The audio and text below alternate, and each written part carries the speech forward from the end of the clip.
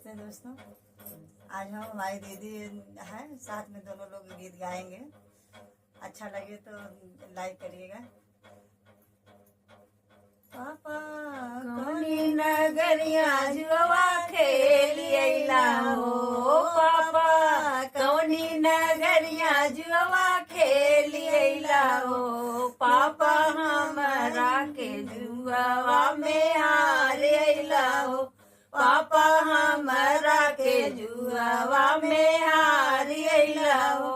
बेटी दुल्लीपुर नगरिया जुआ खेली अइली हो, बेटी दुल्लीपुर नगरिया जुआ खेली अइली हो, बेटी तोहरा के जुआ में हार अइली हो, बेटी तोहरा के जुआ में हार अइली हो। रुपया पैसा पापा हार जाता हो, रुपया पैसा पापा हार जाता हो, पापा हमरा के जुआ में जीत जाता हो, पापा हमरा के जुआ में जीत जाता हो। रुपया पैसा घर के लक्ष्मी बाटिन हो, बेटी रुपया पैसा घर के लक्ष्मी बाटिन हो, बेटी तू तो पराई घरवा जात बाटू हो, बेटी तू तो पराई घरवा जात बाटू हो।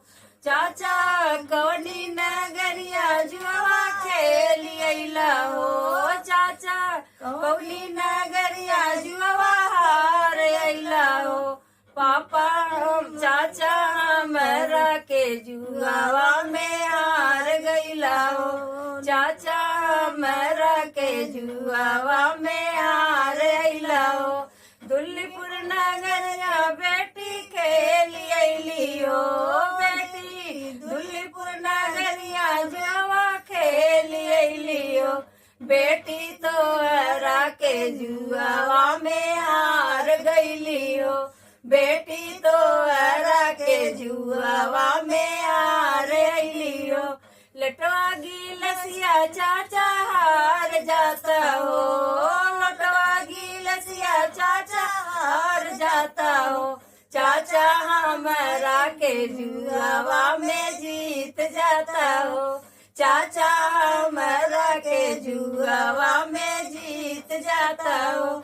लटवा गिलसिया घर के लक्ष्मी बाटिन हो, बेटी लटवा गिलसिया घर के लक्ष्मी बाटिन हो, बेटी तू तो पराए घरवा जात बाटू हो, बेटी तू तो पराए घरवा जात बाटू हो। भैया कौनी नगरिया जुआ खेली अइला हो, भैया कौनी नगरिया जुआ खेली अइला हो, भैया हमरा के जुआ में हार गइला हो, भैया हमरा के जुआ में हार अइला हो।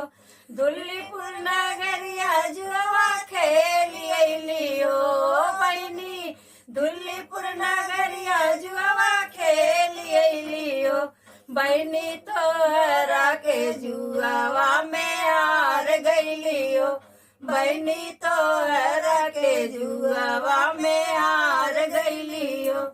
भैया कौनी नगरिया